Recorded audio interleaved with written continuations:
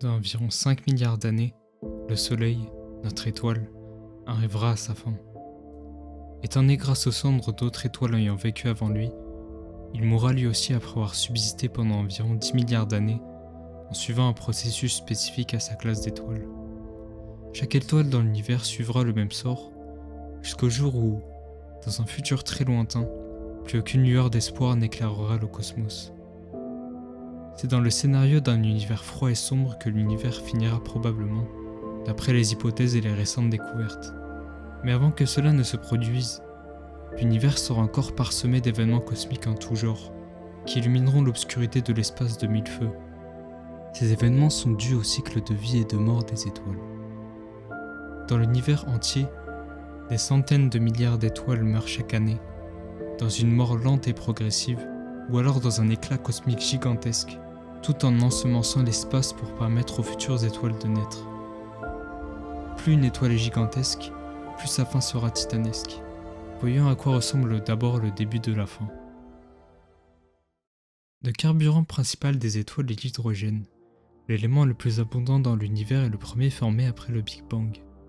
Plus une étoile est massive, plus elle consomme rapidement son hydrogène. Les plus grandes étoiles sont donc éphémères, ce sont celles qui meurent le plus rapidement. Leur durée de vie est estimée à quelques millions d'années.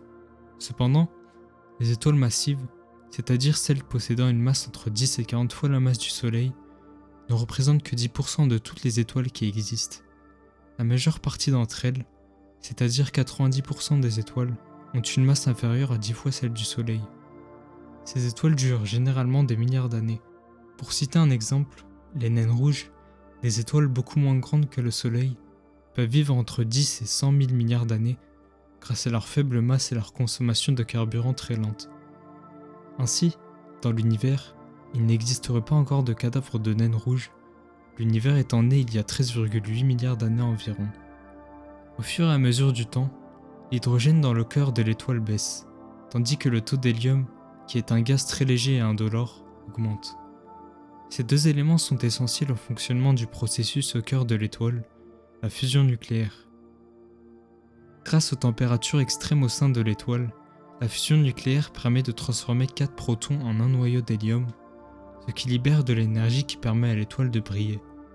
Une étoile est normalement dans un équilibre naturel.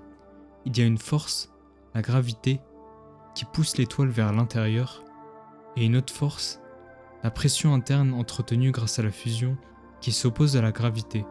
Mais lorsque le carburant, c'est-à-dire quand l'hydrogène vient à manquer, il n'y a alors plus de force pour contrer la gravité de l'étoile qui est énorme. Le noyau se contracte alors sous son propre poids pour établir l'équilibre et contrer cette force immense. Cela a pour conséquence de réveiller des couches d'hydrogène encore enfouies près du noyau et de les réchauffer pour continuer la fusion. Un vrai régal pour les étoiles. La quantité d'hydrogène en fusion augmente au fil du temps et fait croître l'intensité de l'étoile lentement jusqu'à la fin de sa vie. Pour citer un exemple, le Soleil augmente sa luminosité de 10% tous les 1 milliard d'années environ. Mais malheureusement, tout a une fin.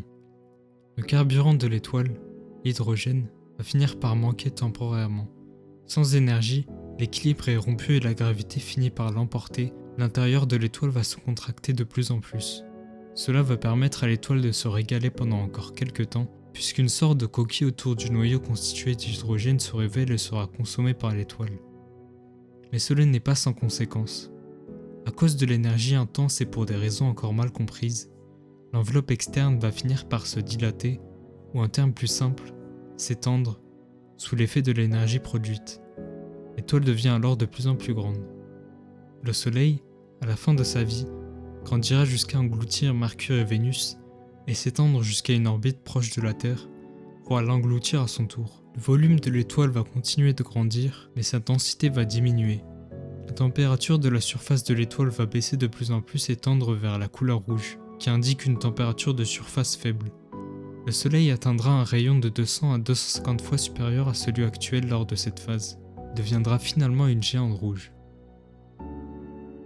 Le noyau de l'étoile continue inlassablement de se contracter, jusqu'à ce que des conditions extrêmes soient réunies pour que la fusion de l'hélium à son tour puisse débuter. C'est à 100 millions de degrés que cette fusion commence au cœur de l'étoile. L'hélium étant présent également en quantité limitée, il s'épuisera tôt ou tard, mais beaucoup plus rapidement que l'hydrogène. Durant cette phase, des réactions anarchiques au cœur de l'étoile vont avoir pour conséquence d'arracher des parties de l'enveloppe vers l'espace.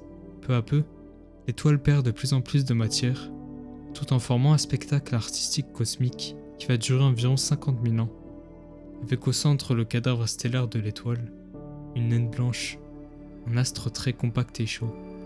On les appelle les nébuleuses planétaires.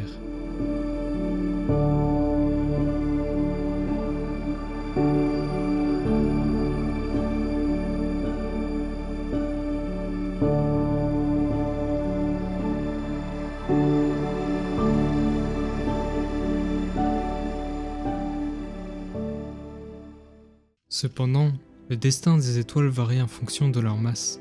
Elles ne finissent pas toutes en nébuleuses planétaires. Le cas que l'on vient de décrire s'applique principalement aux étoiles similaires au Soleil. Il existe deux autres cas majeurs. L'étoile est beaucoup plus petite que le Soleil. Elle va alors finir sa vie tranquillement en naine blanche sans provoquer quelque chose de spectaculaire.